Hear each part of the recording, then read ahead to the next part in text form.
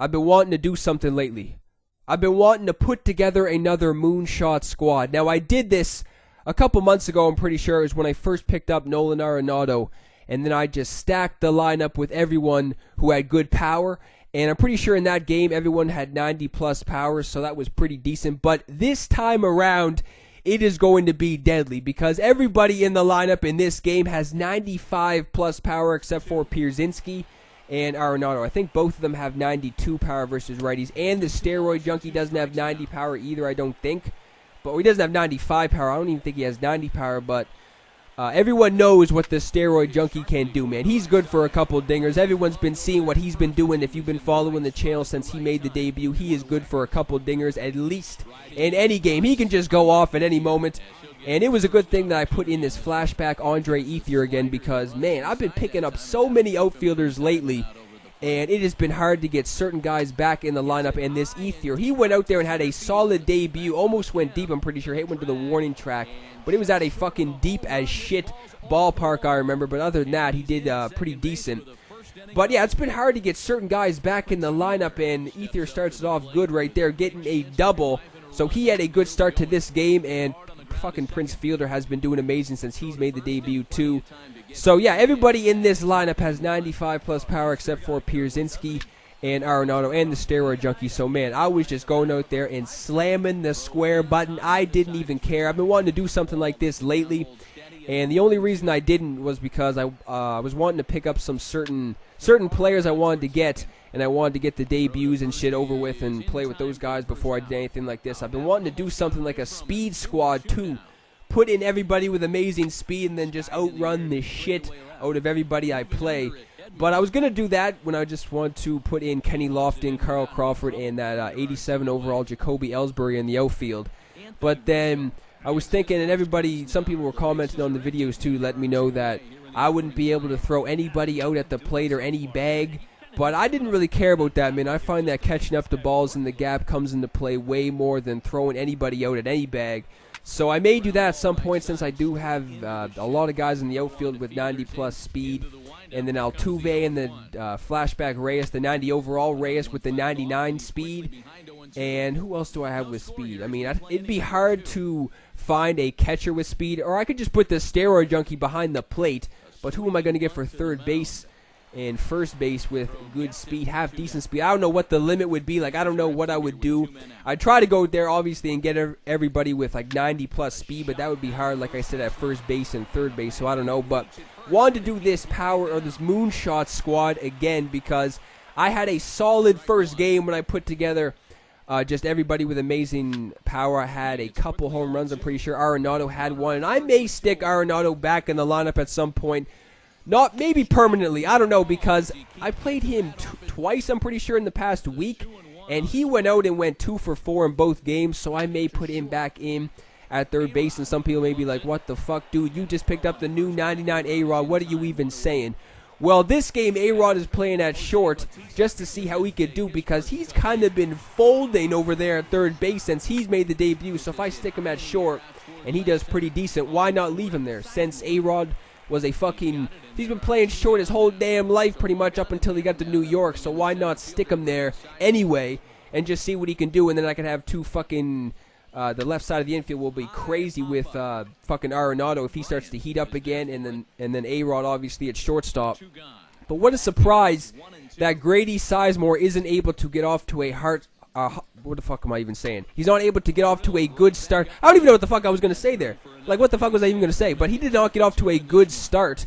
But I was going to be doing some more fucking damage with Grady Sizemore in this game, man. I didn't even care. I didn't even give a shit, man. I was going to go out here, and I was going to be hitting moonshots again with Grady Sizemore. I think every single game he's hit a home run as well since he's made the debut. So we've got the hit streak and the home run streak going.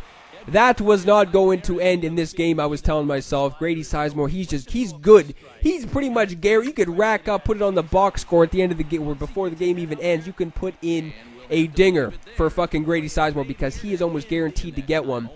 And A-Rod hasn't got a dinger yet for the squad, so I was hoping he could get one soon. If it was going to be any game, you would think it would be this one.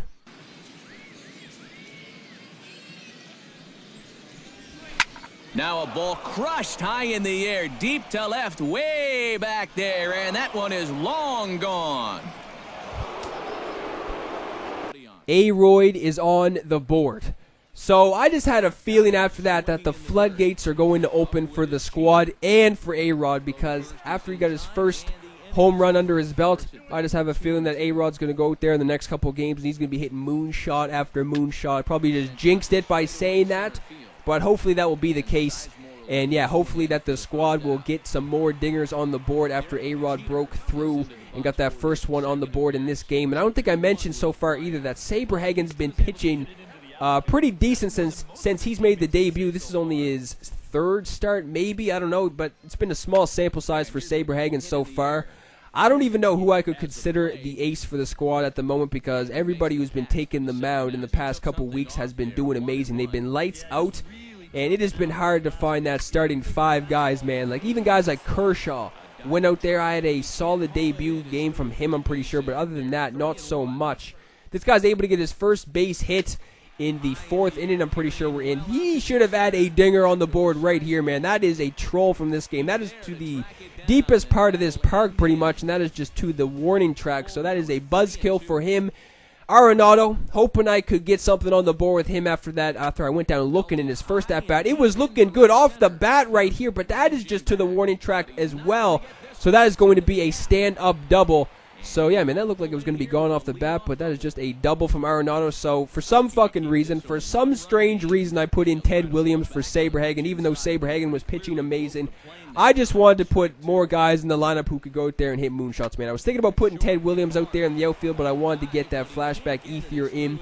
But Ted Williams comes through, so that is good. Didn't feel that bad after Ted Williams went out there and got a hit. So Grady Sizemore is up. He's back up. He's 0 for 2 in this game. So wasn't able to get anything in his first two at-bats, obviously. So that only means one fucking thing, man. Sizemore is due. Up with it, it's 0-1. Here's a swing, and oh, man.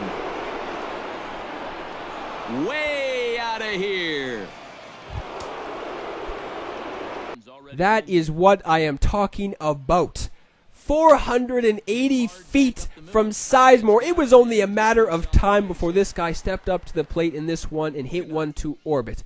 And I'm continuing doing damage at the plate as Ether steps up, gets his third base hit of this one, and then Fielder gets another single. So now the steroid junkie is up, swinging for the fences, obviously, but that is just a weak fly up behind home plate, so wasn't able to get any more runs on the board after that 3-run jack from Sizemore. That was just insane, man. That ball still hasn't landed yet. And now Kelvin Herrera is in. It's usually a good thing when he comes in because everybody just sits fastball, I find, when guys like this are in the game.